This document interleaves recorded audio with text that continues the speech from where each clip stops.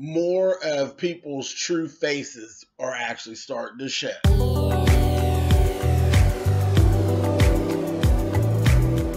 And I'm like, come on through, Cookie. I'm going up on my soapbox. That's basically it.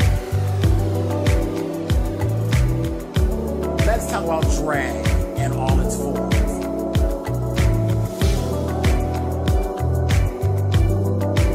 What, Cookie?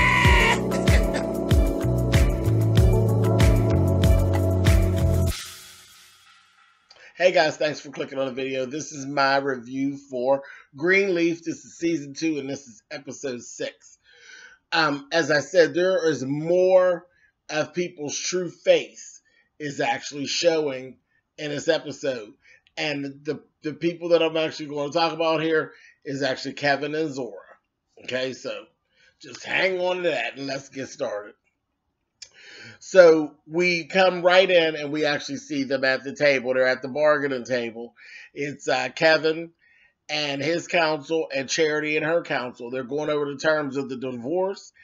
And it got to a very touchy part. They got to talking about the custody of the baby.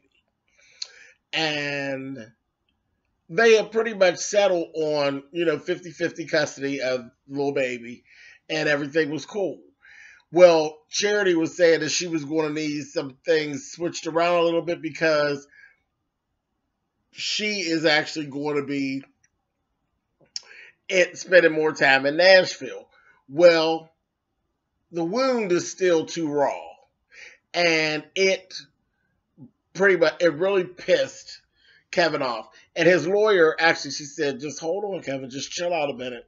Because what she's getting ready to say may actually be a blessing in disguise. Which is meaning she's going to want you to take more time with the baby than what you actually had. You're getting ready to probably get more time with your boy than what you were going to get. Because she's going to be needing to, freedom to move about. But he wasn't hearing that because, like I said, the wound was too fresh. It was like somebody sprinkling salt in it. And he says, oh, so this is the whole thing. You want to change around the custody because you just want to run off to Nashville and be with Jabari, right? So, he felt some kind of way about that. And regardless of all of what was going on with him, nobody wants to be replaced by somebody else. I wouldn't give a shit what the situation was, because he did not actually cheat on his wife. He was not unfaithful to her at all. And he's feeling some kind of way, and he stormed out and left. So later on in the program, they actually sat back down again. They got everything together, and I think at that point, it got into a thing, and this is where I say, with Kevin, we started to see a shift in Kevin, and we are getting ready to see a very different Kevin. Kevin has, to this point, been very docile and very, where Charity could pretty much talk to him any kind of way, say anything to him, and run over him pretty much if she wanted to. They sat at a meeting. They're kicking it around again. And this time they come back. Well, this is actually after the fact that May and Charity had a conversation, and Charity actually opened up and told May that Kevin was gay. May immediately went and told Bishop, and his secretary overheard it. So it's out there now. And he caught that it was out there. Once he caught that it was out there, she violated his trust.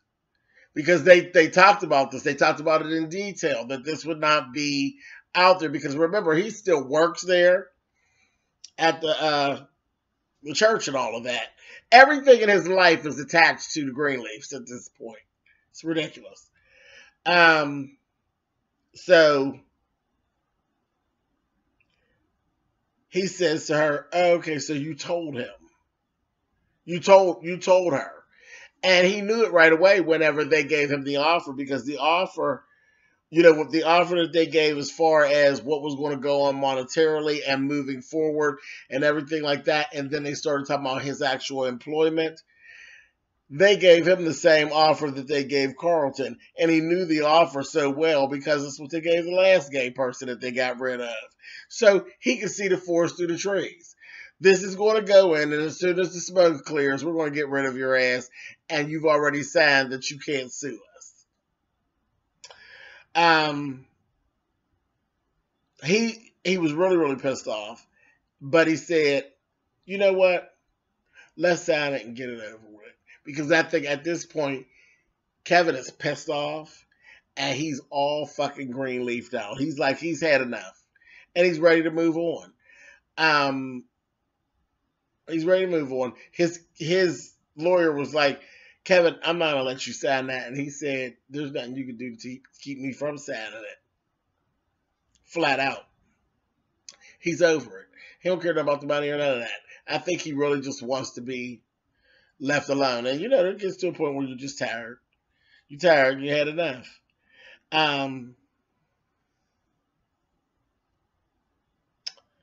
After that, Charity came out. He left out of the office. Charity came out of the office, and she says to him, I didn't know anything about this. Well, she said that while they were in there. Kevin, I didn't know anything about this, that thing, and the other, on and on and on. She actually did talk to May and told May, you know what, I'm not going to let you do this. This is what you did to Carlton. You are not going to do this to the father of my child. And she told her, let me tell you something. Family always comes first. We are going to protect ourselves. Kevin don't have to always be the same Kevin. We're going to protect ourselves. And you remember, family comes first. Based on her, fuck Kevin and fuck you if you don't like it, bitch. You know? And that was that. So, that was pretty much the beginning and the end. And we started seeing the difference. Kevin was actually, his whole demeanor has actually changed. He don't give a fuck about nothing they doing and all that facade they keeping up. He's like, whatever, you know. He's standing in the background, eyes rolling and shit, like, yeah, whatever. He hasn't done anything disrespectful, but he's over the fucking bullshit. Charity, they were getting dressed for Sophia's birthday party, and he's like, she gonna go up to him and touch this, you know, because she said, oh, this looks really good on you, this, that, thing, and the other. He told her, you know what, you went and you told her, after we already discussed it and all that, this is what I'm going to need you to do with me, Charity. Stay out of my business. I said, oh, and he walked on off. I said, well, girl, listen. Fair exchange is no robbery. Now, y'all just need to go ahead on and separate. But, I mean, you can't really expect that all this is going to be going on, and now you're free and clear, and you think that you're going to have your friend. Like, are you kidding? You are screwing him upside down with no Vaseline and honestly believe that he's going to continue being nice. Girl, you are clueless. Absolutely clueless. Anyway, so that's what's going on with them. And then their little lawyer, what is his name, Jonathan? Little guy, little light-skinned one, honey, had the nerve to, at the end, baby, ease his ass up on Kevin. I said, oh, got you. And tell Kevin, after this all is over and all, you know, all the smoke clears and all that, you know, you can call me, yeah, you know, to talk or whatever. I said, really now, girl? To talk or whatever. Mm-hmm. You seen the Kevin, you looked at Kevin and thought Kevin was kind of cute too, honey. You want him to slide it up in you sideways.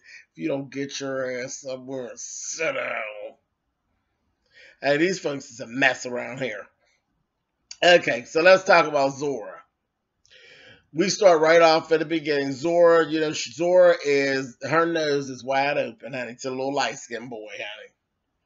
Nose wide open. And she talked her parents into allowing her to invite him to Sophia's birthday party.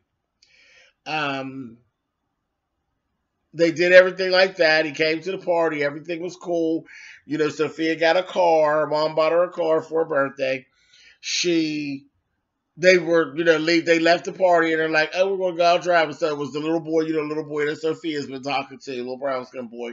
And then Zora and her little friend. So they were supposed to be going to the little bowling alley and they, you know, told be home by 11, you know, this, that, thing, and the other. So everything was cool. Soon as they got down there to the bowling alley and they parked, Here goes Zora. See, Zora is very much like Jacob, honey.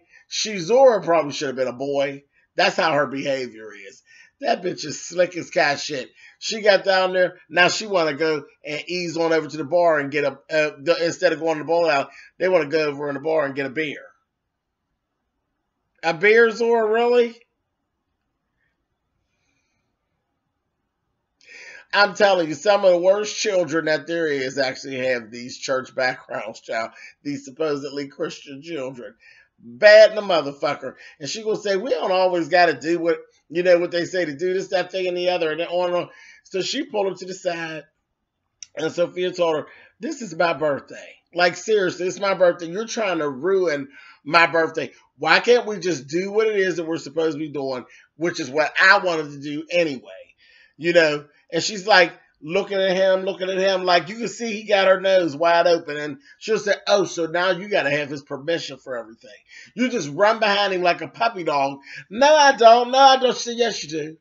Every 3 seconds is something about him. So, but today ain't about him. It's my birthday. So she's sitting over there looking at her. She gonna tell her, she said, I would never do to you what you're doing to me right now. This is ridiculous. This is so not cool. So you're going to flip it around and Jedi mind trick her, right? And then ends up going right on over to the bar. So when we look, we see them separate and then walk into the bar. And that's the last we actually see to that. But yeah, Zora's about on my nerves. And Sophia needs to just go ahead and leave Zora alone because and the funny part is every time Zora do her shit, fucking Sophia, you end up punished for it. So, I mean, what's it going to take? What is it going to take? But I think she's getting a little tired. Because, usually Sophia doesn't say anything. When I tell you she snapped on Zora, she snapped on her. So, I think we're going to see the different Sophia. Also, there was a whole little thing where finally Gigi and Bishop have actually had a conversation because Gigi felt as though Bishop was actually pushing Sophia rather, into the driver's seat about preaching. He bought her a really pretty Bible, but it was a teaching Bible, this, that, thing, and the other. And she went to him about it. It's like, don't do that, because I don't know that that's my daughter's route, and I don't want you influencing her and trying to push her into something that may not be what she wants. Because she's like gung-ho with this whole thing.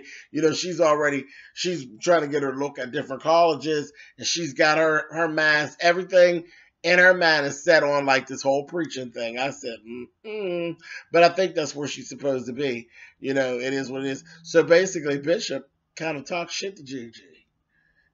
Told her about her situation and her position and how she was out of order and basically some of her parenting techniques. I said, oh, I don't like that. That's one bridge you don't want to cross. But did all that, and then he said, I don't know. He said, what is it going to take to get you back into the fold of what's really going on, what you should be doing? And she said, put back in jail. Put back in jail. And he told her, vengeance will be mine.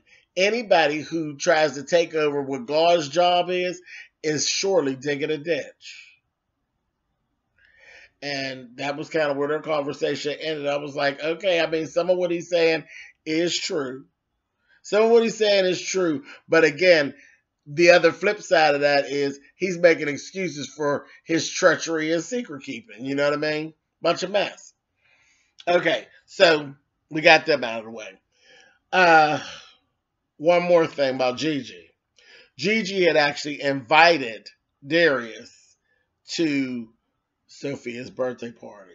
Then after she talked to Bishop, Bishop told her, he's like, what? That muckraker? Then he went and talked to May, and May said, Then he came back and told her, absolutely not. He can't come to the party. I don't want him up in my house. So Gigi had to contact him. How embarrassing was that? Had to contact him after he done bought a gift for Sophia and everything, and let her know that, let him know rather that he wasn't going to be welcome to come. He was like, that's fine. It is what it is. And then he turned right back around and dumped her. And I kind of felt bad for Gigi, but I was like, well, I can't say that I blame him because, again, we're grown. And I'm not going to play any high school games with you and your family. He told her, he says, listen, you're a preacher. I'm never coming to church. So that's just all let's do it. I ain't never coming back to church. You know, I'm not going to sit up in that treachery, which is Greenleaf and what you do and people like you. I'm not going to do it. I'm not going to do it.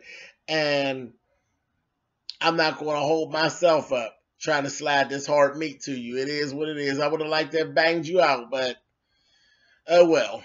Maybe some other time. And you can tell she's like, you know, so this man, he said, let's just be friends. She's like, oh, so that means you just won't be spending much time together? Is that what you're saying? It's like, girl, you're being dumped, honey. You're being dumped. You're not going to get any of the hard, light-skinned meat, honey. That's it. No red meat for you, sugar. So I was like, damn, poor thing anyway. So everything's kind of crumbling around her. Last thing, let's talk about Jacob and Basie Skanks. He is a skank. He got the right last name, honey. So Jacob done uncovered there's this name that he came across in the books for the church. There's this money. There's always this money coming in under this name. And he's like, you can't trace the name. You know, the phone numbers and shit ain't right. So, you know a rap when you see it.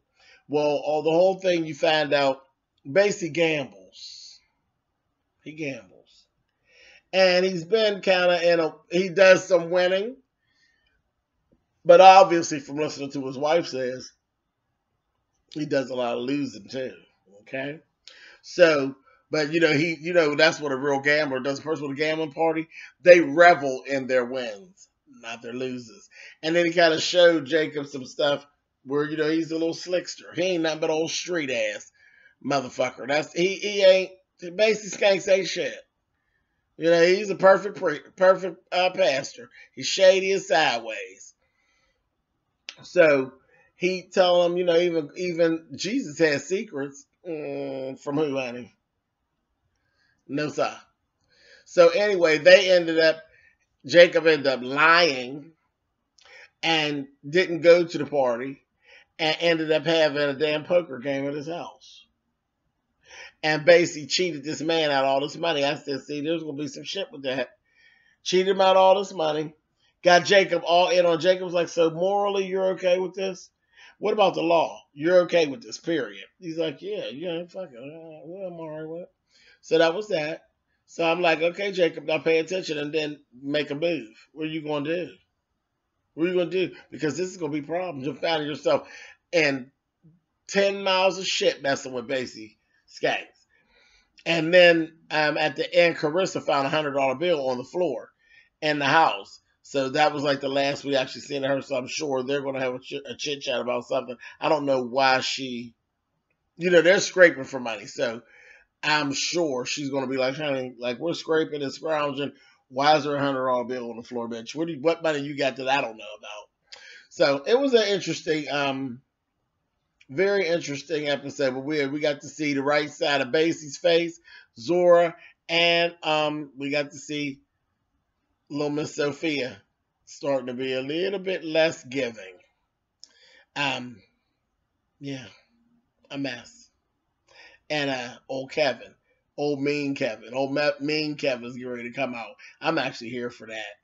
So, anyway, oh yeah, and that was the last thing with Kevin. May said, she told her, you're not going to fire Kevin. That's what she told Charity, told May. She said, well, I have no intentions on firing him right now.